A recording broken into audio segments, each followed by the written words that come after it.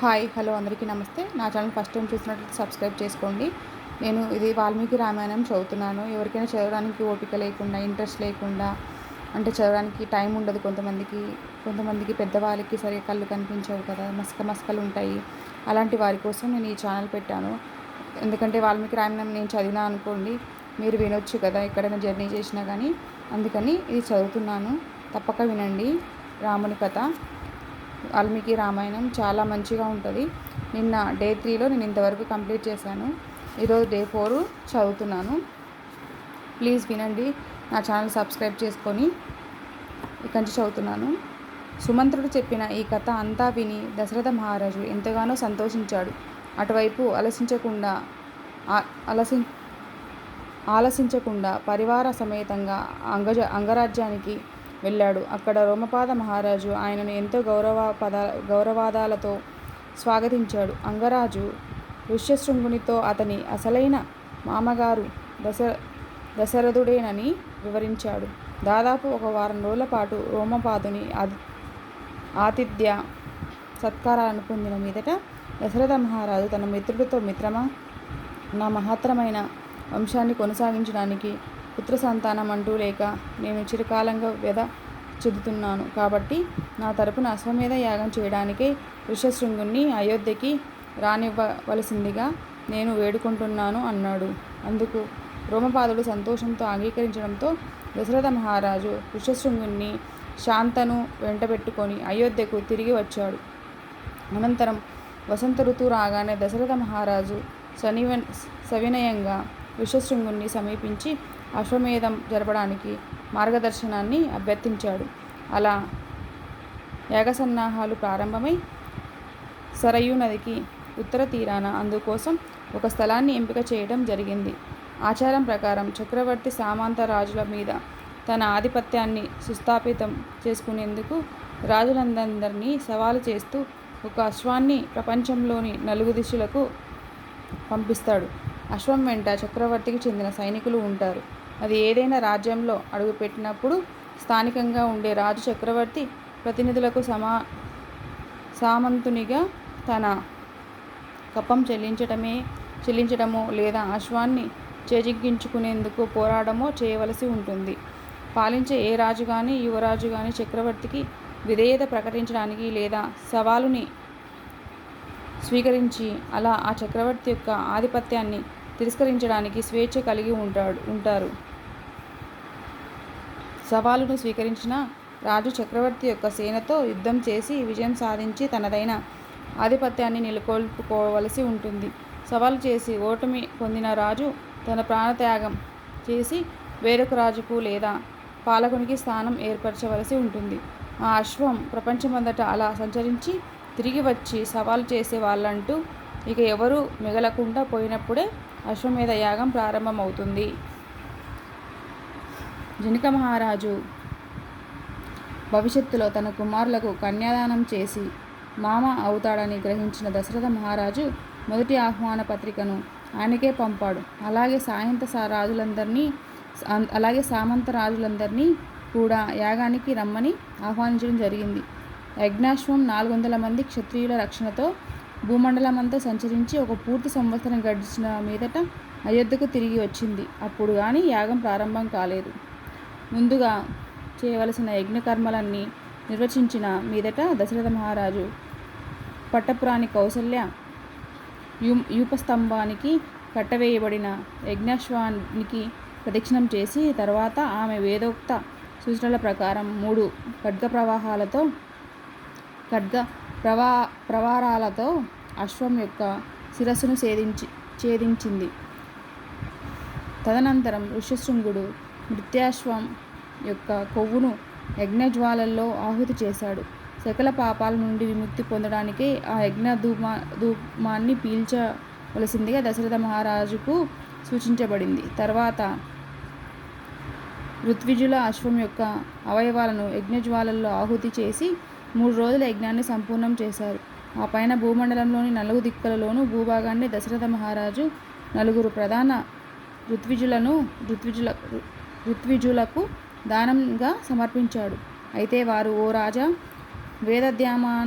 వేదాధ్యాయానికి తపశ్చర్యకు అంకితమైన మాకు రాజ్యాల నేలే ఆసక్తి ఏ కోశాన లేదు కనుక మాకు దయచేసి గోవులు, స్వర్ణం వంటి ఇతర దానాలు మాత్రమే చెయ్యి అంటూ ఆ భూభాగాలను ఆయనకు తిరిగి ఇచ్చివేశారు.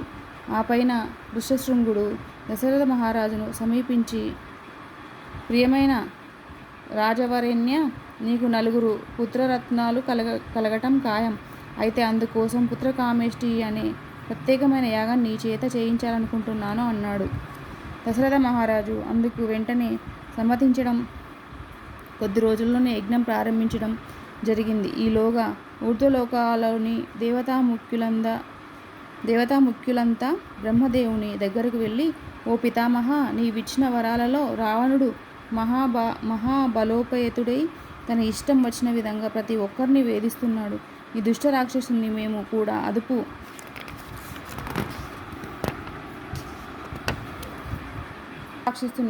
కూడా అదుపు చేయలేకపోతున్నాం కనుక అతని పీడ వధించడానికి నీవే ఏదైనా ఒక ఉపాయాన్ని యోచన చేయాలి అని ప్రార్థించారు. బ్రహ్మదేవుడు వారితో, రావణుడు వరాలు కోరుకునేటప్పుడు మానవుల చేతితో మృత్యువు కలగరాదని మాత్రం అడగలేదు. మనుషులు నన్నేమి చేయగలరని అన్న ధీమాతో ఉండటం వల్లనే వారి గురించి అతడు లక్ష్య పెట్టలేదు. కావున మానవ రూపంలోని రావణుని నిర్జించడం జరగవలెను అని బ్రహ్మదేవుడు పలకగా, అకస్మాత్తుగా అక్కడ గడవాహనం మీద విష్ణుమూర్తి కోటి సూర్య తేజస్సుతో చతుర్భుజుడై ఉజ్వల పీతాంబరధారి అయి శంఖచక్ర గద పద్మాలను ధరించి ప్రత్యక్షమైనాడు. దేవతలంతా ఆ పరమాత్ముని అత్యంత భక్తి శ్రద్ధలతో పూజించి, ఓ జగత్పతి, రావణ సంహారం కోసం నీవు దశరథ మహారాజుకు 4 కుమారులను ఆవిర్భవించి మమ్మల్ని కాపాడాలి అని ప్రార్థించారు. అందుకు విష్ణుమూర్తి, నిశ్చితంగా ఉండండి, ఇక మీదట మీరెంత మాత్రం భయపడాల్సిన పని లేదు. నేను త్వరలోనే అవతరించి మీ శత్రువైన ఆ రాక్షసరాజును వధించి 11,000 సంవత్సరాలు భూమండలాన్ని పాలిస్తాను అంటూ అభయమిచ్చి దేవతలందరూ ఆశ్చర్యంతో చూస్తుండగా అంతర్ధానమైనాడు. ఈలోగా దశరథ మహారాజు యజ్ఞం చేస్తుండగా యజ్ఞజ్వాలలో నుంచి సకల శుభ లక్షణాలతో కూడిన శ్యామలవర్ణ దేహంతో ఒక దివ్య పురుషుడు ఆవిర్భవించాడు. అతను అపరిమిత శక్తి సంపన్నుడిగా గోచరించాడు. అతను దివ్యాభరణాలు ధరించి ఉన్నాడు. అతని ఒక చేతిలో పాయసంతో నిండి ఉన్న ఒక పెద్ద స్వర్ణపాత్ర ఉన్నది. ఆ దివ్య పురుషుడు దశరథ మహారాజుతో, నేను విష్ణుదూతను అని చెప్పాడు. మహారాజు చేతులు జోడించి, ఆ విష్ణుదూత నేను ఏ విధమైన సేవ చేయాలో దయచేసి ఆజ్ఞాపించండి అన్నాడు. విష్ణు సేవకుడు ఆయనతో, నీవు చేసిన 2 యాగాల పుణ్యఫలమే ఈ పాయస పాత్ర.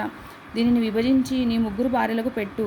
వారి ద్వారా నీకు 4 కుమారులు ఉదయించి నీ యశస్సును శాశ్వతంగా సుస్థిరం చేస్తారు అని చెప్పాడు. దశరథ మహారాజు సంతోషంతో ఆ పాయస పాత్రను స్వీకరించి విష్ణుదూతకు ప్రదక్షిణ నమస్కారాలు చేశాడు. పుత్రుల కోసం ఆతురతో ఉన్నందున దశరథ మహారాజు ఆ విష్ణుదూత అంతర్ధానం కాగానే వెనువెంటనే పాయసాన్ని భాగాలుగా చేసి తన భార్యలకు ఇచ్చాడు. దశరథ మహారాజు కౌసల్యకు సగం పాయసాన్ని, సుమిత్రకు 4వ వంతు, కైకేయికి 8వ వంతు ఇచ్చారు. ఆ పైన కొంచెం మిగిలిన 8వ వంతు పాయసాన్ని సుమిత్రకు ఇచ్చాడు. 3 భార్యలు తాము త్వరలోని తల్లులు కానున్నామన్న విశ్వాసంతో ఆనందంతో ఉబ్బి తబ్బిబ్బైనారు. రాణులు 3 ఆత్రంగా తమ వంతు పాయసాన్ని ఆరగించారు. ప్రతి ఒక్కరికి తన గర్భంలో దివ్య శిశువు ఉన్నట్టుగా అనుభూతి కలిగింది. తన భార్యలు గర్భవతులైనారని గ్రహించగానే దశరథ మహారాజు కూడా ఎంతో సంతుష్టుడైనాడు. ఈలోగా బ్రహ్మదేవుడు దేవతలందరినీ ఇలా ఆజ్ఞాపించాడు. విష్ణుమూర్తి యొక్క రానున్న అవతారంలో ఆయనకు సహాయం అందించడానికే మీరంతా మీ మీ అంశాలతో అవతరించండి. వానరుల రూపంలో అప్సరసలతోనూ ఆడకోతులతోనూ యక్షిణులు, నాగినులు, విద్యాధరులతోనూ సంగమించడం ద్వారా మీరు సృజించే బిడ్డలు కామరూపులై సర్వసిద్ధులు కలిగిన వారై ఉండాలి. అంతేగాక వారు అత్యంత మేధావులై ఆయుధ ప్రయోగంలో ఎంతో నైపుణ్యం కలిగిన వారై విష్ణువుతో సమానమైన పరాక్రమం కలిగి సూక్ష్మదేహాలు కలిగి ఉండాలి. బ్రహ్మదేవుడు ఆజ్ఞను అనుసరించి ఇంద్రుని వల్ల వాలి, సూర్యుని వల్ల సుగ్రీవుడు, బృహస్పతి వల్ల తార, కుబేరుని వల్ల గంధమాధుడు, విశ్వకర్ముని వల్ల నలుడు, వరుణుని వల్ల శ్రుషేనుడు, వాయుదేవుని వల్ల హనుమంతుడు జన్మించారు. ఈ ప్రముఖ వానరులే కాక విష్ణుమూర్తికి ఆయన అవతార కార్యంలో తోడ్పడడానికై మరికొన్ని వేల మంది జన్మించారు. వారంతా పర్వతాలను బోలిన మహాకాయులు. రావణునితో యుద్ధం చేయడానికై ఎంతగానో ఉవ్విళ్ళూరుతున్నారు. తమకు జన్మనిచ్చిన దేవతలు మాదిరిగానే ఈ వానరులంతా కూడా గర్భధారణ జరిగిన వెనువెంటనే జన్మించారు. తన ప్రచండ శక్తితో మహాసాగరాన్ని సైతం అల్లాకొల్లోలం చేయగలిగినంతటి మహాశక్తి సమన్వితులు వారు. అలా సృజించబడిన జీవులలో 3 రకాల వారున్నారు. బల్లుకాలు, వానరాలు, ఆవుతోకల వంటి దీర్ఘబాలాలు కలిగిన వానరాలు. ఈ వానర బల్లూక జాతుల వారంతా కలిసి 1,000,000 మందికి పైగా ఉండడంతో వారితో భూమి నిండిపోయి అవి అరణ్యాలకు చేరి అడవుల్లోనూ ఫలాలను దుంపలను తింటూ విహరించసాగాయి. పుత్రకామేష్టి యాగం పూర్తి కావడంతోనే దేవతలు ఆహుతులను స్వీకరించడానికి స్వయంగా వచ్చినవారు. ఋత్విజులు, ఋష్యశృంగుడు, శాంత తమ తమ నివాసాలకు తిరిగి వెళ్ళిపోయారు. అంతటా 12 నెలల గర్భం తర్వాత చైత్రశుద్ధ నవమి నాడు కౌశల్యకు పుత్రోదయమైంది. ఈ దివ్య శిశువు అరుణ రంజితమైన నేత్రాలు, పెదవులతో, దీర్ఘబాహువులతో సకల శుభలక్షణ సమలంకృతుడైన ఉన్నాడు. కౌశల్య తనయుడు విష్ణుమూర్తి యొక్క అర్ధాంశంతో జన్మించినవాడు. తద్వారా కొద్దిసేపటికి దశరథ మహారాజు యొక్క చిన్నరాణి అయిన కైకేయికి విష్ణుమూర్తి యొక్క 4వ వంతు అంశకు ప్రతినిధిగా ఒక కుమారుడు జన్మించాడు. కౌశల్యకు కుమారుడు కలిగిన 2 రోజుల తర్వాత సుమిత్ర కవలలు జన్మనిచ్చింది. వారు ఒక్కొక్కరు విష్ణుమూర్తి యొక్క 6వ వంతు అంశకు ప్రతినిధులు. నవజాత శిశువులు 4 దాదాపుగా ఒకే పోలికలతో ఉండి అత్యంత ప్రకాశమానులై చూడడానికి ముద్దులు కడుతున్నారు. నిజానికి దశరథ మహారాజుకి పుత్ర చతుష్టయం కలగగానే దేవతలు స్వర్గం నుంచి పుష్పవర్షం కురిపించారు. గంధర్వులు సంగీత వాద్యధ్వనియుక్తంగా లాపన చేశారు. అప్సరసలు నాట్యం చేశారు. అయోధ్యలో ఘనంగా ఉత్సవాలు జరిగాయి. సంగీతజ్ఞులు, నర్తకులు, నటకులు వీధుల్లో గుమిగూడగా పౌరులంతా సంతోషాతిశయంతో సంబరాలు చేసుకున్నారు.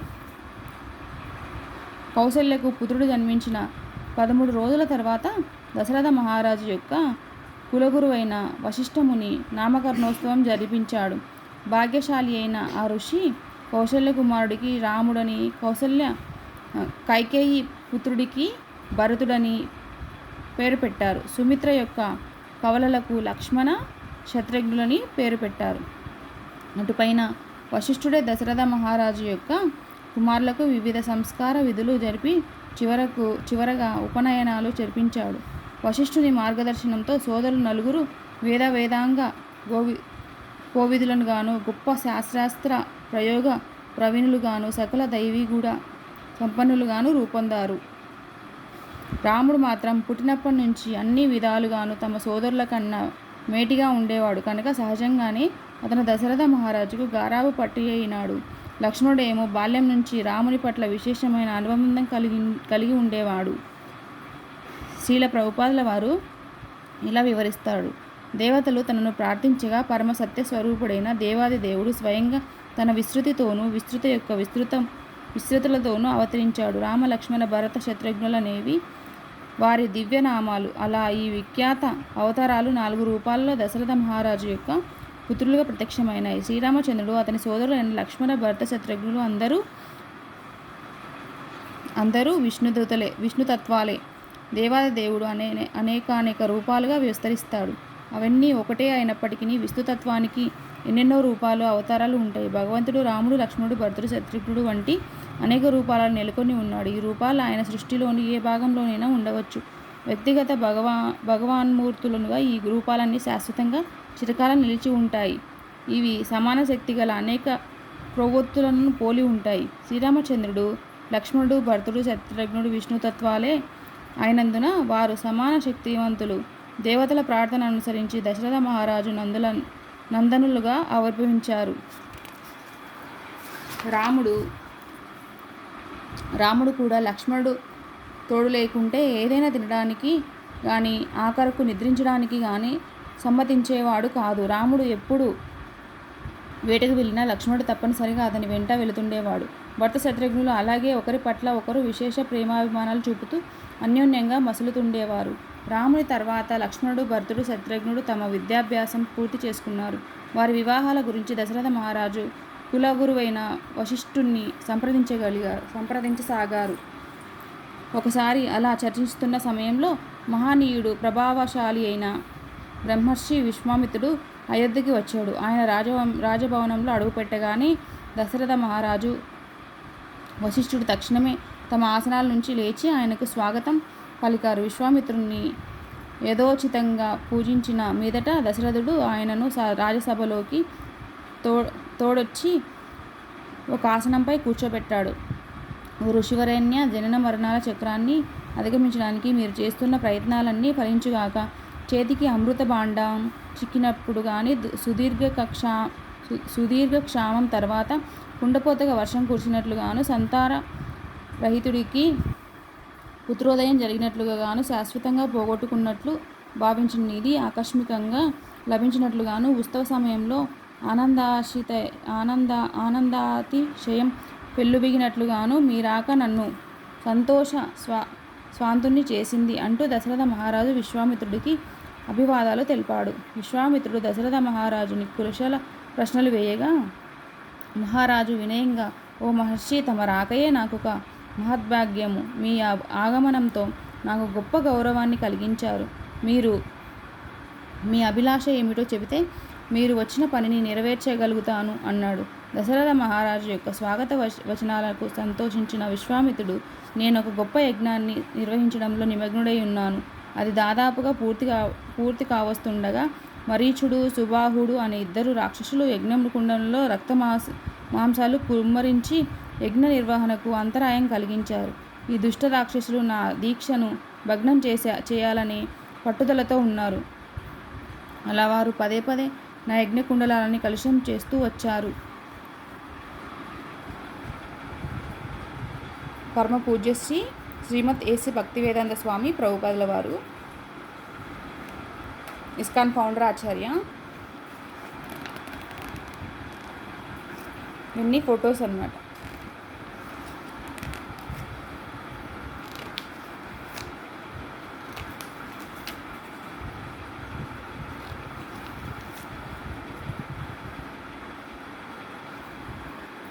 ఇది చూడండి, హనుమంతుడు ఫోటో. హనుమంతుని చేతిలో గద ఉంటుంది, హార్ట్లో రాముడు సీతమ్మ ఉంటారు, చేతిలో కొండ ఉంటుంది, సంజీవని పర్వతం.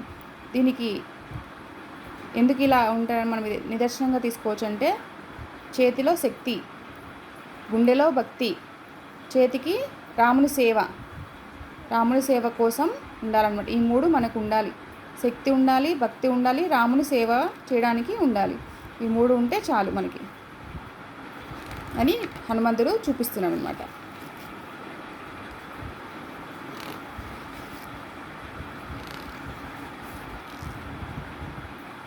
ఇంతవరకు ఫొటోస్ ఉన్నాయి.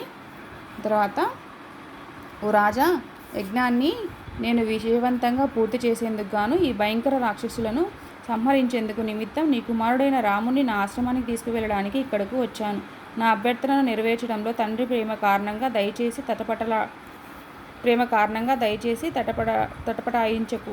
ఎందుకంటే ఈ కార్యాన్ని రాముడు అవలీలగా నెరవేర్చగలడని నేను హామీ ఇస్తున్నాను. నీ ఔదార్యానికి ప్రతిఫలంగా నేను తప్పకుండా నీ పుష్కలమైన ఆశీర్వాదాలు ఇస్తాను కనుక ఒక 10 రోజుల పాటు రాముని నా వెంట పెట్టుకుపోనివ్వు. అతను సురక్షితంగా తిరిగి వస్తాడన్న విషయంలో నీవు నిశ్చింతగా ఉండవచ్చు అన్నాడు. విశ్వామిత్రుడు పలుకులు దశరథ మహారాజు యొక్క హృదయ కేంద్రాన్ని ములుక్కుల్లా తాకాయి. రాజు శరీరం మొత్తం వణకసాగింది. ఆ పైన ఋషి మౌనం పూనగానే రాజు సింహాసనం మీద మూర్ఛపోయాడు. కొద్ది క్షణాల తర్వాత దశరథ మహారాజు తిరిగి స్పృహలోకి వచ్చి రాముణ్ణి కోల్పోతున్నానన్న భావం మళ్ళీ మదిలో వెదలగానే రెండోసారి మూర్ఛిల్లి నేలకై కూలిపోయాడు. 1 గంట గడిచిన మీదట మహారాజు తిరిగి స్పృహలోకి వచ్చాడు. అప్పుడు తన మొదట విశ్వామిత్రుడు నిలిచి ఉండడం చూసి, ఓ ఋషీశ్వర, సర్వహితైషి నా ప్రియపుత్రుడు రాముడు 16 లేబ్రాయపు వాడు. అతను ఇంకా క్షత్రియోచిత విద్యలను పూర్తి చేసుకోలేడు. ఇంతవరకు యుద్ధరంగపు ముఖము చూసి ఎరుగరు. దయచేసి అనుభవశూన్యుడైన నా కుమారుడి కోసం అర్థించవద్దు. అందుకు బదులుగా నేనే స్వయంగా ఒక అక్షౌహిణి సేవలతో ఆ రాక్షసులను మట్టు పెట్టడానికి నీ వెంట వస్తాను. ఒకవేళ రాముడే రావాలని నీవు పట్టుబడినట్లయితే పోరాటానికి అతని వెంట నన్ను నా సైన్యాన్ని కూడా రానివ్వు. ప్రియమైన విశ్వామిత్ర, నేను వృద్ధుణ్ణి. రాముడు లేకుండా జీవించడాన్ని భరించలేను. ఇంతకీ ఆ ఇద్దరు రాక్షసులు ఎవరు? వారి బలశక్తులు ఏపాటివో నాకు కొంచెం వివరించు అంటూ అభ్యర్థించాడు దశరథ మహారాజు. ఇది ఇంతవరకు చదివాను. ధన్యవాదాలండి. అందరికీ నమస్తే. నా ఛానల్ సబ్స్క్రైబ్ చేసుకోండి. నేను ఇది మీ అందరూ వింటారని ఆశిస్తున్నాను. మీ సపోర్ట్ నాకు ఎప్పటికీ కావాలి. ధన్యవాదాలు. Please subscribe. Bye bye.